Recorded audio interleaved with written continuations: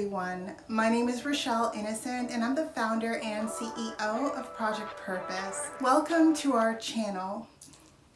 Our community is focused on fostering the intellectual and character development in children. We do this through our parent-child workshops that are focused on 4 themes: autonomy, self-efficacy, compassion, and self-concept, in order to cultivate grit, perseverance, and resilience in each child. And we are so thrilled to be offering one of the first of its kind digital, virtual, and continuous learning environments, enabling parents and children to connect from all around the world. At Project Purpose, our overarching mandate is to renew and rebuild family, community, and relationships. Our different social media platforms provide us with an opportunity to have discussions and to create space for all topics that relate to family, community, and relationships with ourselves as well as with others, with a primary focus on mental health and education. More precisely, the ways that the institutions of mental health and education play a role and have played a role in our societies at large. These discussions and debates provide us with an opportunity to think critically about what needs to change within these structures for us to live up to our bold slogan: support, protect, and empower each child through youth-focused development,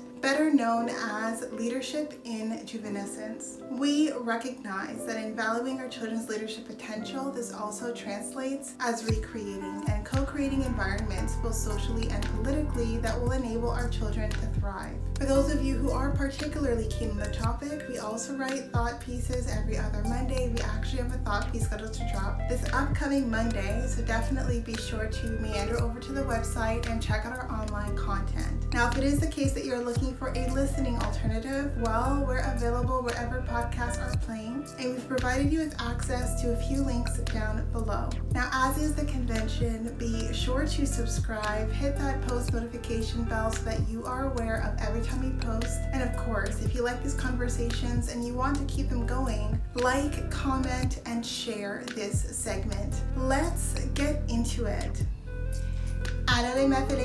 Hello, ladies and gentlemen, and welcome back to another segment here on Project Purpose. For those of you who are new, we cover topics that relate to mental health, mental wellness, and education on a week-by-week basis. And today's topic of discussion is mental health. On the conversation on mental health this week, I'm going to be talking about some habits, 3 key habits that you want to take into 2025. And so I want to keep it light and tongue-in-cheek, as with the last video that we posted. And I want to talk about just new routines to take on for 2025. And so these are super quick, they're super straightforward, and they're more so focused on self-care. They're more so focused on spending time with yourself and then making sure that you're maintaining your sense of mental health and your sense of overall well-being. And so these are super easy, practical tips that you can integrate even as soon as today. And so I'll jump right into them. And the first tip is breathing, is making a point to take at least 10-15 minutes out of your day to breathe intentionally. So to take intentional inhales and exhales, because it helps to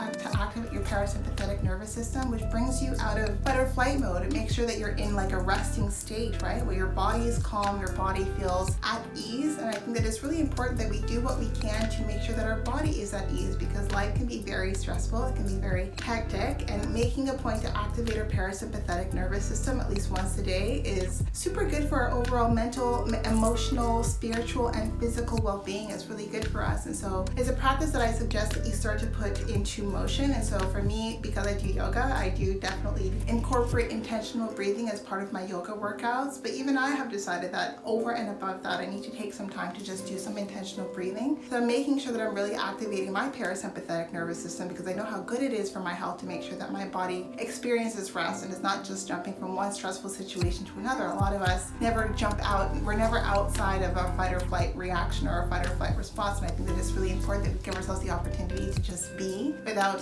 feeling the stress and the anxiety of what's to come and what's upcoming. One of the second tips that I want to provide you as it relates to different routines that you want to start integrating in 2025 is letting it go. So really this is about the act of forgiveness. And for me, again, forgiveness is less about the other person. It's more about for you yourself, the things that are making you feel resentful, the things that are making you feel bitter, the things that are making you feel angry, the things that are making you feel like life is unfair. All of those things, while they can be justified, you want to let them go, because they can really brood and breed into something very ugly, and they hurt us, right? Sometimes we hold on to these feelings because we're not really sure how to let them go, right? We haven't received closure, we haven't had the opportunity to make things right. But closure has nothing to do with the other person. It's really about releasing the energy, which has nothing to do about making sure that the consequences are handed out. In fact, I think that we're probably in a better position to ensure that the consequences are doled out, and that people do take accountability for their actions when we're not blinded by our own rage, our own spite, our own anger, our own bitterness, our own resentment. We can still hold people accountable, because forgiveness is about letting the energy go and giving yourself the opportunity to let go of the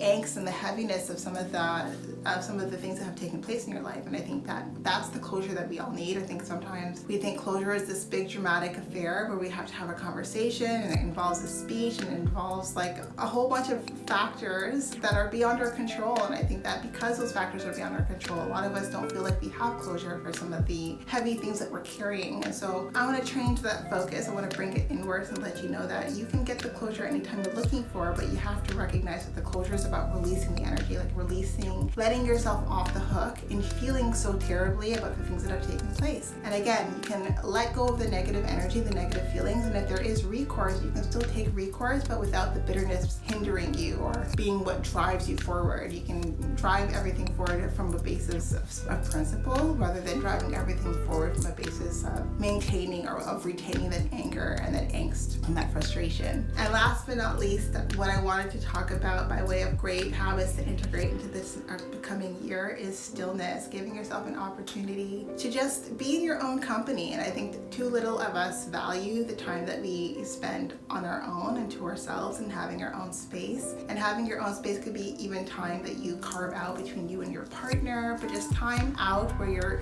in, right? Where you're present, where you're able to figure out how you're feeling, figure out, how to address your feelings, like what it is that you need. Because I think oftentimes we focus on mental health when there's something wrong, and I think that we can focus on our mental health when everything is right. And what's wrong with celebrating our mental health when we feel healthy? And what's wrong with maintaining and sustaining that mental health by checking in frequently? And how we check in is giving ourselves opportunity of stillness.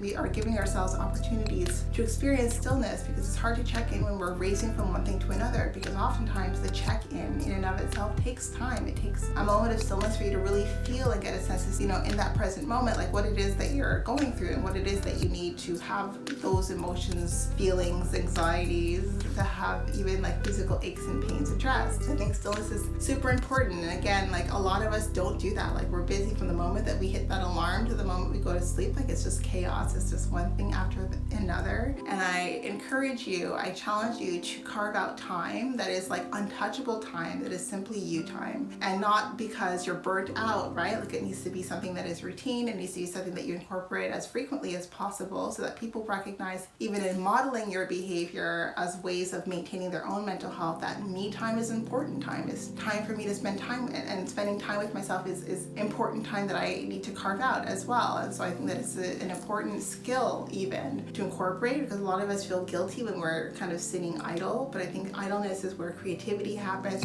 is where ingenuity happens, imagination as well. So we need to give ourselves more time for stillness. And so I wanted to make this video short and sweet. I wanted to wish everyone a very happy new year. I think this is going to be one more video that I release before the end of 2024, but I want to make them all relevant to 2025, because I think we're all thinking about, well, how are we going to welcome this new year? New year, new me. And I think some of the simplest ways can be the most impactful. And I think these are some of the simplest ways that you can really shift and change your routine to be more mindful about your mental health and more intentional about the ways that you take care of yourself and incorporate self-care. Anyways, that was it for right now. And if you're curious to learn more as it relates to maintaining your mental health and self-discovery and self-mastery, we do host live events twice a month, every month for the foreseeable future on our website. So I do invite you to check out the website, see if any of the events appeal to you, register, sign up to our Game Changer community, and be part of the change that you want to see, allowing us a small role to play in your journey. As it relates to my stalking situation, for those of you who are tuning in for that, no updates for you as yet, but you will be the first to know when I do. So thank you so much again, and we'll talk to you all very soon.